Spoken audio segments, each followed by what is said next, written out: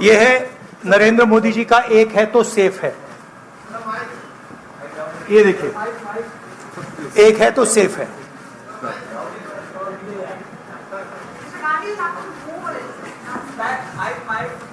ओ छवि, ये इसमें एक है तो सेफ है। ये नरेंद्र मोदी जी की महाराष्ट्र सरकार की स्ट्रेटेजी है। हम आपको ये दिखाना चाह रहे हैं। मुश्किल खुलता है ये पकड़िए। ये देखिए, एक है तो सेफ है, देख लीजिए। और ये स्ट्रैटेजी का लक्ष्य है, देखिए, एक है तो सेफ है। धारावी का मैप है, ये भी दिखा दीजिए। दूसरा पोस्टर दीजिए। ये 1 लाख करोड़ रुपए का धंधा चल रहा है। ये आप देखिए, हमारे प्रधानमंत्री जी और अदानी जी एक साथ खड़े हैं। एक है तो सेफ है, और ये लक्ष्य है। तो उन्होंने अपना नारा दिया है, हम उनका थोड़ा नारे को आपको समझाना चाहते थे। देखिए, बीजेपी को डिस्ट्रैक्ट करने की आदत है। मैंने आपसे कहा कि मेन मुद्दा रोजगार का है। उसके बाद मैंने आपको ये 8 प्रोजेक्ट्स की लिस्ट दी, राइट, जो डिटेल कर रहे हैं कि 7 लाख करोड़ के प्रोजेक्ट्स यहां से गए, और 5 लाख युवाओं को जो रोजगार मिलना था वो महाराष्ट्र की सरकार ने यहां से भेज दिए। धारावी की जमीन की बात की, 1 लाख करोड़ रुपए की वैल्यू है, महाराष्ट्र की है, मुंबई की है, मुंबई के लोगों की है, वो आपके सामने छीनी जा रही है। जो स्टेक होल्डर्स हैं उनको परे किया जा रहा है, ठीक है। किसानों को सही दाम नहीं मिलता है, बेरोजगारी बढ़ती जा रही है, महंगाई है। अब बीजेपी इन सवालों के जवाब कैसे दे? वो दे ही नहीं सकती है। तो डिस्ट्रैक्ट तो करना ही पड़ेगा, कुछ ना कुछ तो करना पड़ेगा, मगर डिस्ट्रैक्शन होगा नहीं। और देखिए, हमारी पोजीशन बिल्कुल क्लियर है।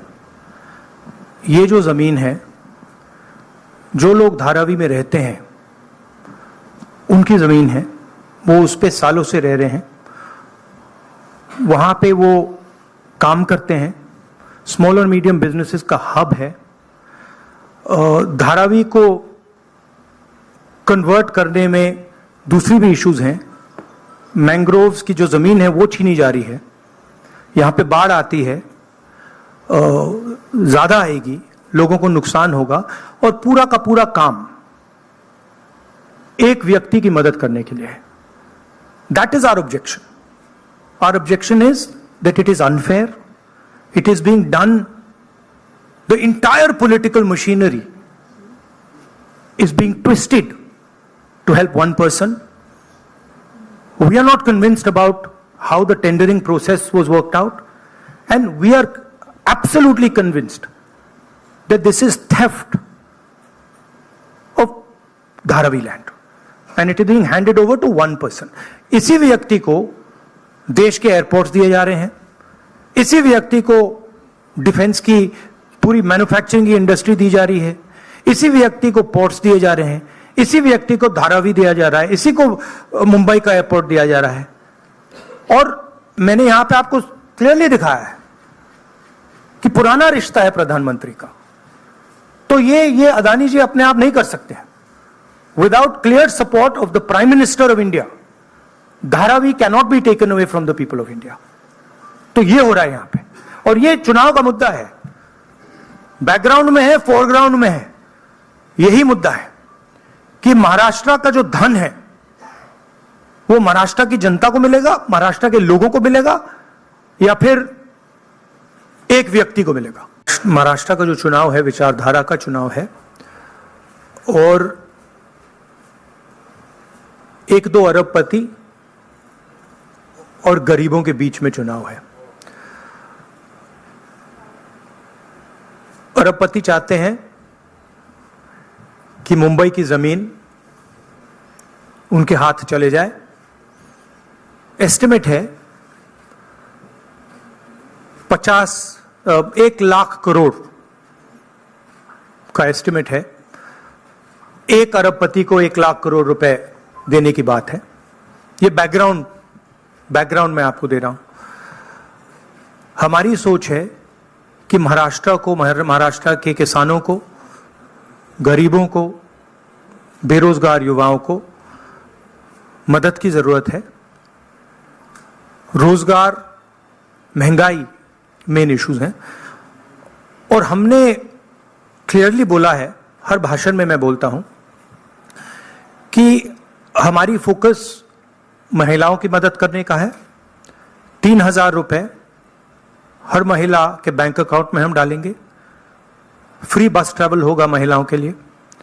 किसानों के लिए 3 लाख रुपए तक का कर्जा माफ होगा। सोयाबीन के 7,000 रुपए प्रति क्विंटल। प्याज के किसानों के लिए fair price committee. Fair MSP कपास के किसानों के लिए।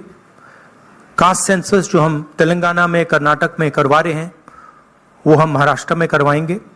हम जानना चाहते हैं और महाराष्ट्र की जनता को बताना चाहते हैं कि किसकी कितनी यहाँ पे भागीदारी है, कितना पार्टिसिपेशन है, किसकी कितनी आबादी है। हम चाहते थे कि दिल्ली सरकार इसको करे। पार्लियामेंट हाउस में मैंने साफ बोला है, नरेंद्र मोदी जी के सामने बोला है कि हम कास्ट सेंसस करवाएंगे। ये देश के सामने सबसे बड़ा मुद्दा है। तकरीबन 50% एस्टिमेट है, 50% पिछड़ा वर्ग है, उनकी कहीं पार्टिसिपेशन नहीं है, सरकार में नहीं है, कॉर्पोरेट इंडिया में नहीं है, मीडिया में नहीं है। 15% दलित हैं, 8% आदिवासी हैं, उनकी भी कोई पार्टिसिपेशन नहीं है। तो कास्ट सेंसस सेंट्रल पिलर है हमारी स्ट्रेटेजी का। हमने पार्लियामेंट हाउस में मैंने कहा है 50% रिजर्वेशन की दीवार भी हम तोड़ देंगे। वो भी प्रधानमंत्री करना नहीं चाहते हैं। हेल्थ इंश्योरेंस का हमारा यहाँ एक स्कीम है जो राजस्थान में बहुत सक्सेसफुल था। 25 लाख रुपए का स्वास्थ्य बीमा गरीब लोगों को, किसानों को, मजदूरों को, बेरोजगार युवाओं को ऑपरेशन की जरूरत हो, दवाई की जरूरत हो, एमआरआई की जरूरत हो, जो भी मेडिकल फैसिलिटीज की जरूरत हो, 25 लाख रुपए तक की फैसिलिटी हमारी सरकार प्रोवाइड करेगी।